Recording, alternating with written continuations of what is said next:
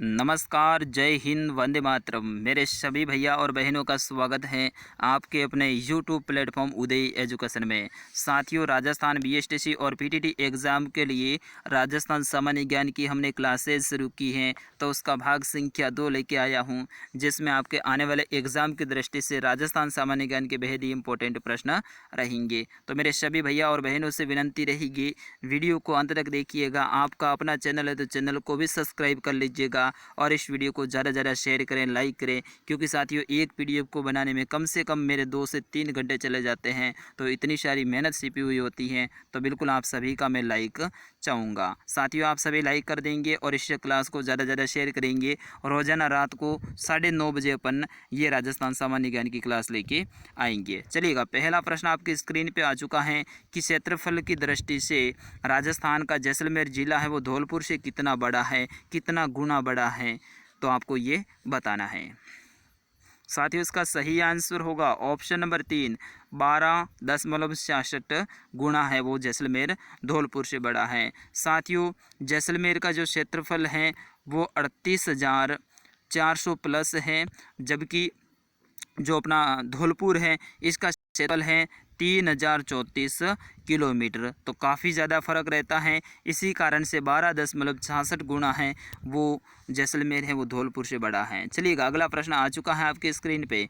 जनसंख्या की दृष्टि से राजस्थान का सबसे छोटा संभाग है वो कौन सा है? बिल्कुल आपको बताना है, जनसंख्या की दृष्टि से राजस्थान का सबसे छोटा संभाग है वो कौन सा है। बिल्कुल, तो आप सभी का मैं आंसर चाहूँगा वीडियो के कमेंट बॉक्स में। इसका सही आंसर होगा कोटा संभाग, ऑप्शन नंबर 1 रहेगा इसका सही आंसर। बढ़ते हैं साथियों प्रश्न संख्या 3 की तरफ। प्रश्न संख्या 3, राजस्थान का सर्वाधिक जनसंख्या वाला जिला है वो कौन सा है? ये आंकड़े हैं साथियों 2011 की जनगणना के अनुसार आपसे पूछे जा रहे हैं। तो बिल्कुल आप सभी अपना अपना आंसर है वो वीडियो के कमेंट बॉक्स में ज़रूर लिखिएगा। तो इसका सही आंसर होगा ऑप्शन नंबर 3, जनसंख्या की दृष्टि से सबसे बड़ा जिला है वो जयपुर जिला है, जबकि क्षेत्रफल की दृष्टि से सबसे बड़ा जिला है वो जैसलमेर जिला है। और क्षेत्रफल में या फिर क्षेत्रफल में सबसे बड़ा जो संभाग है वो भी कौन सा है? जोधपुर संभाग है। चलिए बढ़ते हैं अगले प्रश्न की ओर। प्रशासनिक दृष्टि से निम्न में से सबसे छोटी इकाई होती है वो कौन सी होती है? बिल्कुल छोटे प्रश्न का आंसर आप सभी देने का प्रयास करें। जितने भी मेरे भैया और बहनें देख रहे हैं उन सभी से विनती रहेगी, आपका अपना चैनल है, चैनल को भी सब्सक्राइब जरूर कर लीजिएगा। इसका सही आंसर होगा ऑप्शन नंबर 2, तहसील। ठीक है, बढ़ते हैं अगले प्रश्न की ओर। आगे काफ़ी रोचक प्रश्न आपको देखने को मिलेंगे इतिहास और कला संस्कृति के भी।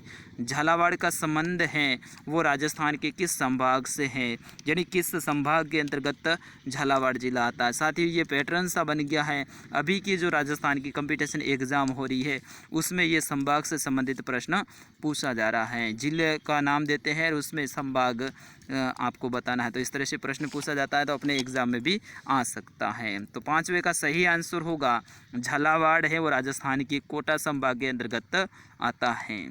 बढ़ते हैं अगले प्रश्न की ओर। आपकी स्क्रीन पे आ चुका है, कोटा राज्य के संस्थापक है वो निम्न में से कौन थे? ये इतिहास का प्रश्न है और काफ़ी इम्पोर्टेंट हो जाता है अपने एग्ज़ाम की दृष्टि से। कोटा राज्य के जो संस्थापक हैं वो कौन थे? चलिए, इसका सही आंसर होगा राव माधो सिंह। बढ़ते हैं अगले प्रश्न की ओर। प्रश्न संख्या 7, निम्नलिखित में से कहाँ के शासकों को रावल व महारावल की उपाधियों से भी जाना जाता है? अगर आपको आंसर आता है तो ज़रूर वीडियो के कमेंट बॉक्स में लिखिएगा। तो साथियों हो जाएगा डूंगरपुर, ऑप्शन नंबर 4। दक्षिणी राजस्थान का डूंगरपुर वाला क्षेत्र है, वहाँ के जो शासक होते थे उन्हें रावल या फिर महारावल के नाम से जाना जाता था। अगला प्रश्न, निम्नलिखित में से राजस्थान में एक ठिकाना नहीं था? बिल्कुल, स्वतंत्रता के समय राजस्थान में 19 रियासतें और 3 ठिकाने थे, तो इनमें से एक ठिकाना है वो कौन सा नहीं था? तो इसका सही आंसर होगा झालरापाटन, जो कि झालावाड़ में है। ये एक ठिकाना नहीं था, बाकी लावा, कुशलगढ़ और निमराना ये तीनों ही ठिकाने थे। चलिए अगला प्रश्न, राजपूताना रेजिडेंसी की स्थापना कब की गई थी? काफ़ी अच्छा प्रश्न है, नवा प्रश्न। इसका आंसर देने का प्रयास करें आप सभी। तो ऑप्शन नंबर 2 रहेगा 1818 में राजपूताना रेजिडेंसी की स्थापना हुई थी। तो ऑप्शन नंबर 2 रहेगा इसका सही आंसर। बढ़ते हैं अगले प्रश्न की ओर। चलिएगा, इसका आंसर देने का प्रयास करें आप सभी कि मेवाड़ के किस शासक ने नागदा को अपनी राजधानी है वो बनवाया था। बिल्कुल, मेवाड़ के शासक बने, फिर उन्होंने नागदा को है वो अपनी राजधानी बनाया था। काफ़ी अच्छा प्रश्न है इतिहास का। तो इसका सही आंसर होगा बप्पा रावल जी ने। ऑप्शन नंबर 4 रहेगा इसका सही आंसर। चलिए बढ़ते हैं अगले प्रश्न की ओर। पद्मावत नाम का ग्रंथ है वो किसने लिखा था। काफ़ी अच्छा प्रश्न है साथियों, एग्जाम में पूछा भी गया है और रिपीट भी होने का संभावना रहेगी इस प्रश्न की। तो इसका सही आंसर होगा मलिक मोहम्मद जायसी ने पद्मावत जो ग्रंथ है उसकी रचना की थी या फिर उनको लिखा था। तो ऑप्शन नंबर 1 रहेगा इसका सही आंसर। चलिएगा, अभी भी जो साथी जुड़े हैं उनसे विनंती रहेगी वीडियो को लाइक कर दीजिएगा। रमाबाई हैं वो किस शासक की पुत्री थी। बिल्कुल सही आंसर देने का प्रयास करें आप सभी। महाराणा कुंभा की। ऑप्शन नंबर 3 रहेगा इसका सही आंसर। चलिए बढ़ते हैं अगले प्रश्न की ओर। साथियों, महाराणा कुंभा से संबंधित एक और प्रश्न पूछ लेता हूं। महाराणा कुंभा की पत्नी है उनका नाम क्या था। आप सभी वीडियो के कमेंट बॉक्स में ज़रूर लिखिएगा, देखते हैं आप कितना नॉलेज रखते हैं। चलिए अगला प्रश्न। निम्न में से कौन विजय स्तंभ का वास्तुकार था। काफ़ी अच्छा प्रश्न है साथियों, अपने एग्ज़ाम की दृष्टि से 100% आने की संभावना रहेगी ऐसे प्रश्नों की। तो बिल्कुल अपने एग्ज़ाम की दृष्टि से ये काफ़ी इंपॉर्टेंट प्रश्न रहेगा। तो साथियों, जैता, पूजा व नापा, इन्होंने जो विजय स्तंभ है उनके वास्तुकार ये थे। बढ़ते हैं अगले प्रश्न की ओर। महाराणा प्रताप के बचपन का नाम क्या था। साथियों, ये बीएसटीसी के एग्ज़ाम में प्रश्न 2 बार पूछा गया है। बिल्कुल, महाराणा प्रताप के बचपन का नाम है वो कीका था। ऑप्शन नंबर 3 रहेगा इसका सही आंसर। बढ़ते हैं अगले प्रश्न की ओर। एकीकरण के समय मेवाड़ के शासक है वो कौन थे। बिल्कुल इजी सा प्रश्न है साथियों, कोई इसमें ज़्यादा सोचने वाली बात ही नहीं है। राजस्थान का एकीकरण आपने पढ़ा होगा। तो इसका सही आंसर होगा महाराणा भूपाल सिंह। ऑप्शन नंबर 1 रहेगा इसका करेक्ट आंसर। अगला प्रश्न आ चुका है आपके स्क्रीन पे। निम्न में से किस सभ्यता में जूते हुए खेत के प्रमाण मिले हैं। विराट, गणेश्वर, कालीबंगा या फिर आहाड़। सही आंसर होगा ऑप्शन नंबर 3, बिल्कुल कालीबंगा में। कालीबंगा का शाब्दिक अर्थ होता है काले रंग की चूड़ियाँ और ये राजस्थान के हनुमानगढ़ जिले में स्थित है। अगला प्रश्न। कालीबंगा में प्राप्त चबूतरे निर्मित हैं यानी किससे बनाए गए हैं। कालीबंगा जो सभ्यता है उसका उत्खनन किया गया और फिर उसके बाद में वहाँ पे चबूतरे मिले हैं, तो वो मिट्टी के जो ईंट है उनसे बनाए गए थे। तो ऑप्शन नंबर 2 रहेगा इसका सही आंसर। साथियों, ये प्रश्न भले ही आपको इजी लग रहा है लेकिन एग्जाम की दृष्टि से काफ़ी इंपॉर्टेंट है। बीएसटीसी में इजी भी प्रश्न पूछे जाते हैं, कुछ प्रश्न हैं वो हार्ड भी होते हैं, ज़्यादातर प्रश्न है वो ईजी ही पूछे जाते हैं। निम्नलिखित में से किसने बालाथल का उत्खनन किया था। ये काफ़ी रोचक प्रश्न है, अपने एग्जाम की दृष्टि से इम्पोर्टेंट भी रहेगा। तो ऑप्शन नंबर 2 रहेगा बीबी लाल ने। किसने किया था साथियों, बीबी लाल ने। बढ़ते हैं अगले प्रश्न की ओर। राजस्थान में पशुपालन के प्राचीनतम साक्ष्य है वो कहाँ से प्राप्त हुए हैं। तो इसका सही आंसर होगा ऑप्शन नंबर 4, बागोर से।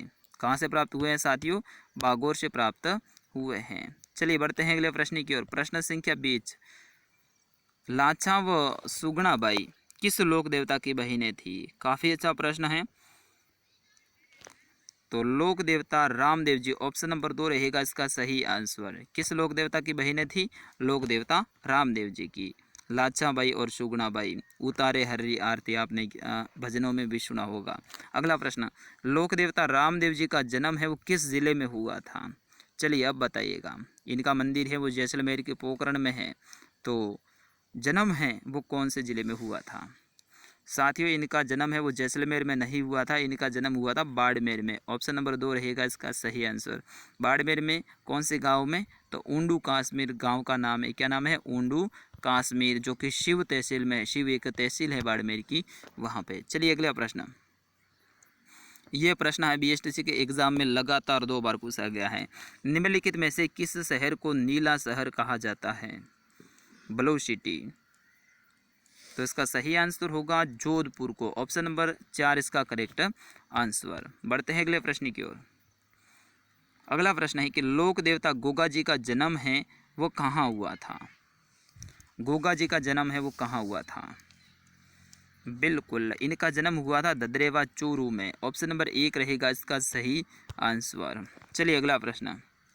लोक देवता गोगा जी की माता जी का नाम क्या था? काफ़ी अच्छा प्रश्न है। तो बांछल दे ऑप्शन नंबर 1 रहेगा इसका सही आंसर। नेतल दे कौन थी? लोक देवता रामदेव जी की पत्नी थी, ये भी आप ध्यान रखेंगे। अगला प्रश्न आपकी स्क्रीन पे माफ़ी चाहूँगा, किस लोक देवता का जन्म है वो भुंडेल गांव नागौर में हुआ था?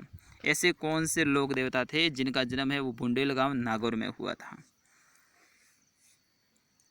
तो हो जाएगा इसका सही आंसर हड़बू जी, ऑप्शन नंबर 4।